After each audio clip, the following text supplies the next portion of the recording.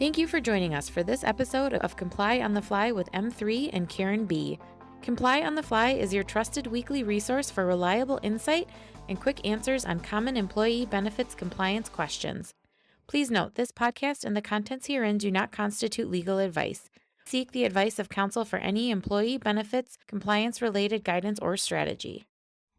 Hello, everyone. I'm Karen B., and the Comply on the Fly question of the week is, how do I handle temporary employees or interns for ACA purposes or Affordable Care Act purposes? This is a great question as we head into the summer months, and many employers are looking to hire seasonal employees and interns. First, remember that the ACA shared responsibility provisions, which are applicable to large employers, which remember are those employers that have 50 or more full-time and full-time equivalent employees based on the previous calendar year, must offer affordable, valuable coverage to 95% of their full-time employees or potentially receive penalties.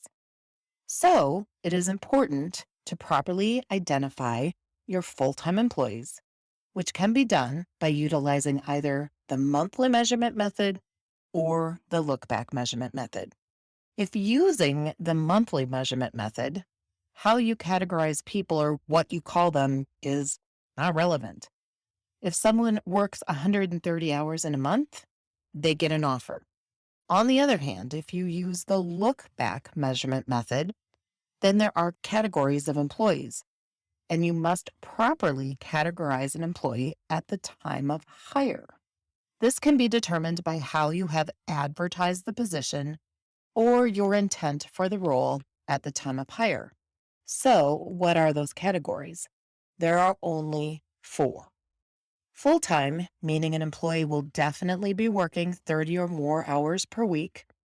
Part-time, meaning an employee will definitely be working less than 30 hours per week. Variable hour, which means you cannot predict the hours an employee will work.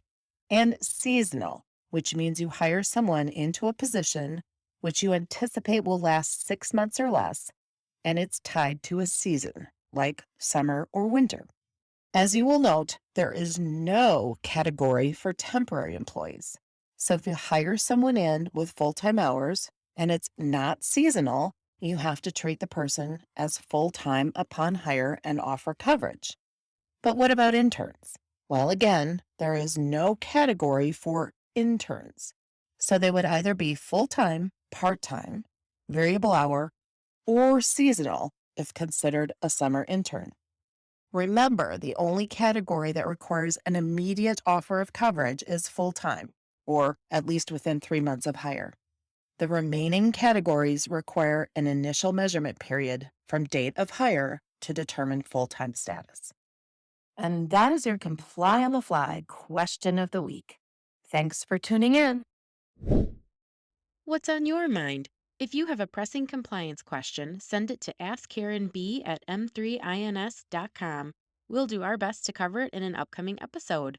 You can now follow and subscribe to Comply on the Fly on Spotify, iTunes, and Google Podcasts. Make sure to tune in next week and encourage others to join us.